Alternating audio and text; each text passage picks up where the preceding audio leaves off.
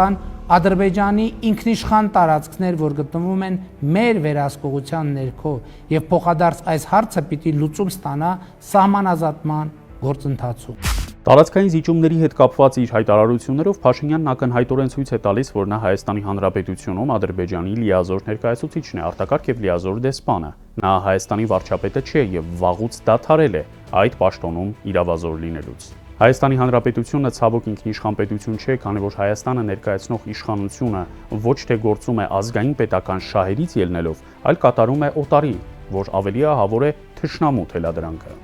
Մենք չունենք լեգիտիմ կառավարություն, որովհետև լեգիտիմ է այն կառավարությունը, որն օրինական ընտրությունների արդյունքով իշխանության գալուց հետո իրականացնում է այն, ինչի համար իր քվեներն ստացել է։ Սա այդ դեպքը չէ։ Դիտարկենք 2021-ի արտահերթ ընտրությունները, որում իշխող ուժը հաղթանակ է տարել։ Խոսակցություններ կան, որ տարբեր կեղծիքներ եւ ընտրախախտումներ են եղել, բայց մի պահ դա բաց թողնենք եւ ելնենք այն կանխավարկածից, որ իրենք լրիվ օրինական ընտրությունների արդյունքով 2021-ին ստացել են ազգային ժողովի գրեթե 2/3 մեծամասնությունը։ Ինչ կարգախոսներով են իրենք իշխանության եկել, ինչի պատճառով են իրենք ստացել այդ 2/3 ձայների մեծամասնությունն ազգային ժողովում եւ ինչ են արել իրենց խոստացածն իրականացնելու համար։ Մենք մեր բոլոր եղբայրներին վերադարձնելու ենք, դա ժամանակի խնդիր է։ Եթե մենք իրենց խոստացածն ու կատարածը համադրենք, կտեսնենք, որ խաբել են ժողովրդին։ Մի բան ասել են, արել են լիովին հակառակը։ Նման կառավարությունը չի կարող լեգիտիմ լինել։ Այդ ոչ լեգիտիմ կառավարությունն առաջնորդվում է ոչ թե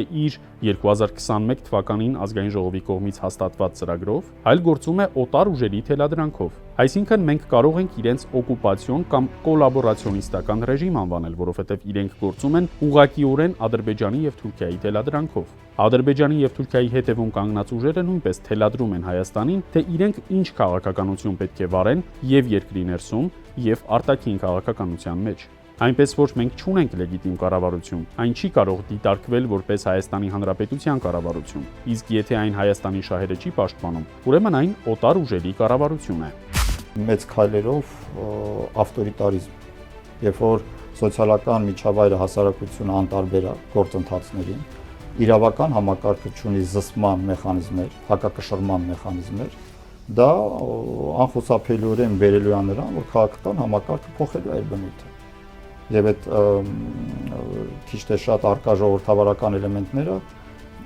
փոխարինվելու են ավտորիտար էլեմենտներով, ինչը մենք այսօր տեսնում ենք։ Հայաստանի Հանրապետությունը ժողովրդավարական պետություն չէ, քանի որ այդպիսի պետությունում, բացի ընտրությունների համապատասխան ընթացակարգերով անցնելուց, կառավարությունը պետք է լեգիտիմություն ունենա։ Հայաստանի Հանրապետության կառավարությունն այսօր այդ լեգիտիմությունը չունի։ Կառավարությունը եկել է մեկ ծրագրով, իրականացնում է դրան լիովին հակառակ ծրագիր, հետևաբար լեգիտիմ կառավարություն չէ։ Հայաստանը սոցիալական պետություն չէ, քանի որ սոցիալապես անապահով խավի հետաքրքրություններն ու շահերը չեն ապահովվում։ Չկա որակական փոփոխություն անցյալի եւ ներկայի միջև։ Սոցիալական քաղաքականության տեսանկյունից եւս բևեռացումը շարունակվում է, արտագաղթն ավելի մեծ չափեր է ստանում, եւ Հայաստանի Հանրապետությունը ներկա իրավիճակում չենք կարող որակել որպես սոցիալական պետություն։ Իրավական պետության կարևորագույն բաղադրիչն անկախ դատական իշխանությունն է, ինչպես սահմանված է սահմանադրությամբ։ Սկսած սահմանադրական դատարանից վերջացրած մնացած գրեթե բոլոր դատարաններով այսօր քաղաքական պատվերներ են կատարում։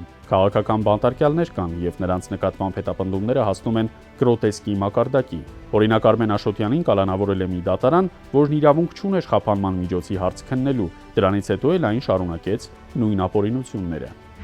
Եթե դավաճանություն ես արել, քո իշխանության պահպանումը ինքը պարադոքսի մեջ է ընկնում, իշխանություն ունենալը պարադոքսի մեջ է ընկնում այդ ժողովրդի ցանկությունների հետ ու դու պետք է այդ ցանկությունները սեղմես գնալով այնքան սեղմես եւ դա բռնապետությունն է, որ իրանք դուրս չգան ու քեզ ասենց չշպրտեն իշխանությունից։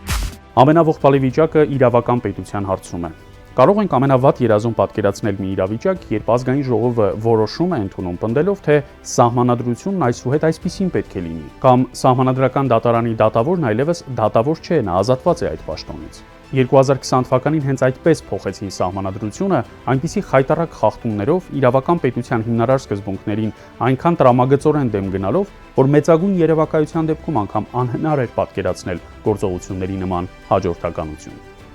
Որոշիր հարգելի քաղաքացի, թե որ երեսն է ճիշտ։